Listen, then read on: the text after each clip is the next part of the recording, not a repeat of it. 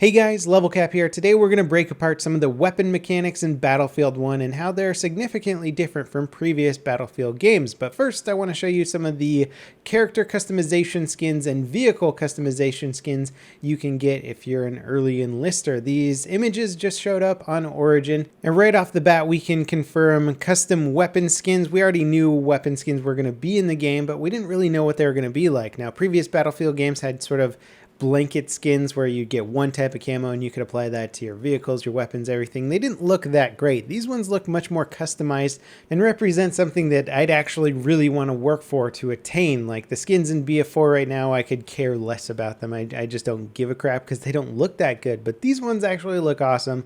So I'm very much interested in unlocking them. We've got the Black Horse that we knew about, but then we have our first look at the Behemoth skins. We've got the Night Raid airship, which looks very cool, all in black. I wonder if there'll be some nighttime maps to try this out on.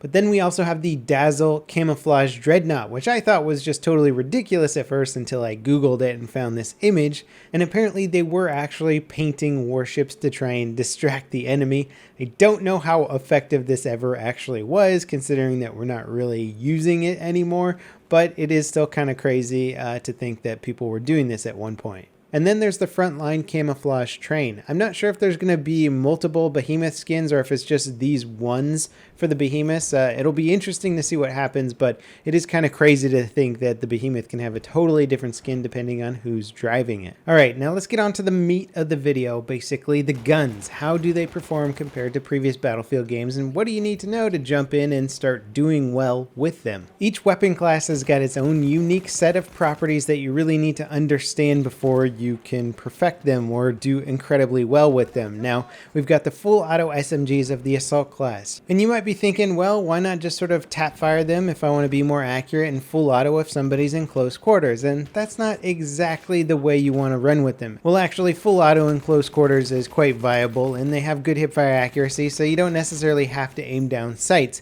But when targets get further and further away and you're trying to rein in your accuracy by tap firing, you might notice that a lot of your shots are just straight up missing.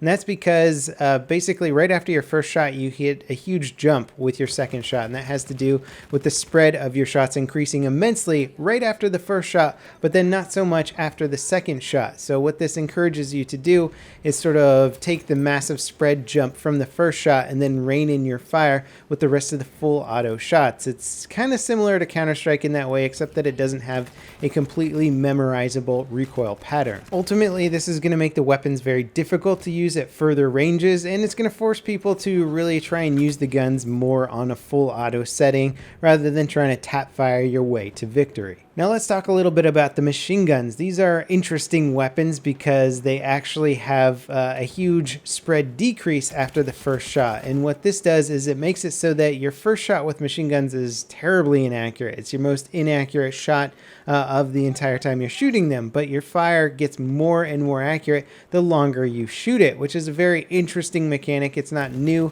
to Battlefield. They had it in Battlefield 2142. I personally I'm not a huge fan of this mechanic, but it means that the machine guns are not going to be effective in close range as much because their accuracy is pretty much going to suck. So sort of close to medium-ish range is not great, but the further you get away and the longer period of time you have to engage somebody, the more accurate your weapon gets and the more effective it will become. It's an interesting dynamic. I'm not hugely fond of it, but with practice, I'm sure you can get a lot better with it.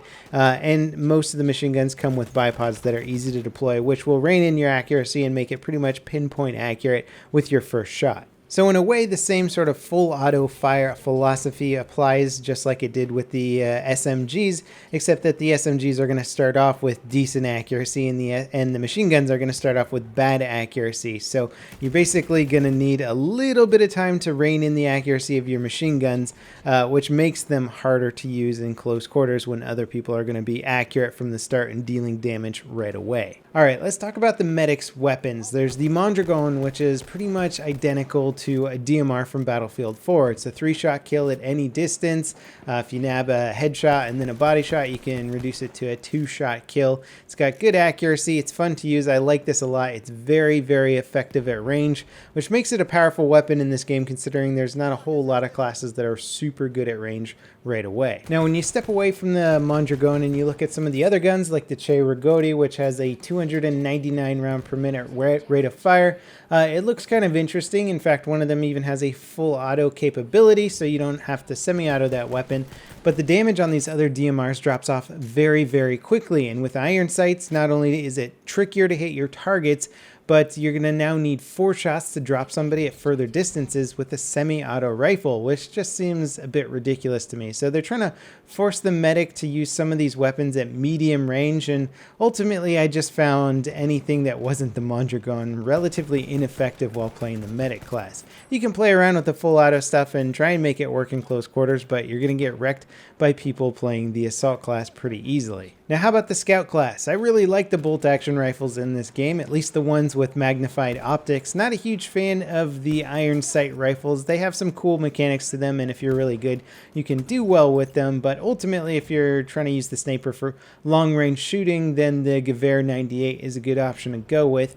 For the most part, they perform very similarly to other Battlefield games, but you now have bullet drag to think of, which makes extreme distance shooting less effective.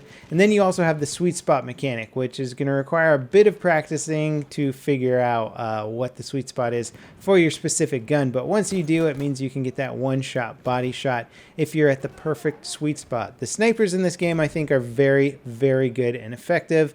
In fact, the muzzle velocity on a lot of them is faster than they are in Battlefield 4, so sort of medium to medium long-ish range is very effective, but beyond that, the muzzle velocity drops a little bit too much and it becomes harder to hit moving targets. Now, just as before, the scout class is heavily reliant on their sidearms, and luckily the 1911 is pretty much on par with the 1911 from Battlefield 4, so if you're a fan of that handgun there, you should be a fan of it now. It's still very effective, and considering that most classes have kind of gotten a damage nerf overall, it makes the pistols more effective. You can actually compete with a handgun. I really like using them in hip fire mode just for spraying real fast in close quarters and getting a quick kill. So to kind of summarize some of the techniques you're going to need to learn to be most effective in Battlefield 1, SMGs, you're going to want a full auto for the most part. There's going to be a little bit of a hiccup or a speed bump right at the start. After you can get around that, you'll be good to go. Machine guns, you want a full auto as well, except they're going to just be inaccurate from the start, and the longer you shoot,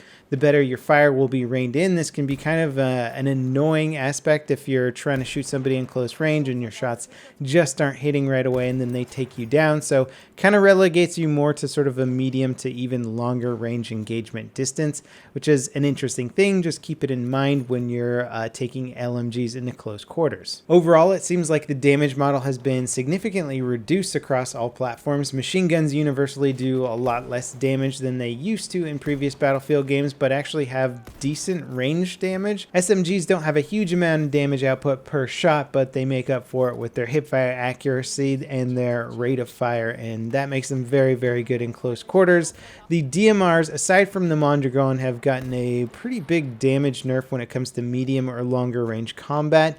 The Mondragon is on par again with Battlefield 4 damage models, making it incredibly effective and fun to use. And then the sniper rifles are still very good, actually. So the sniper class, the scout class, is kind of seeing a buff considering that the other classes are seeing a little bit of a nerf when it comes to their weapons performance. So if you enjoyed playing sniper in previous Battlefield games, you might actually enjoy it a bit more in this one, considering that most of the other weapon classes have kind of seen a damage output nerf, except for the sniper class. Now, the sniper class did see a little bit of a nerf when it comes to extreme long-range sniping, as it's more difficult, but not impossible. I was definitely able to headshot some people at very, very long ranges. We just don't have the little distant markers on the scopes anymore, unless there's like a scope I haven't seen yet, but there's no like little marker that lets you know how high you need to shoot over somebody's head. You just kind of have to eyeball it and guess. Ultimately, it's really fun to try and figure out the different firing mechanics of different weapons in the game.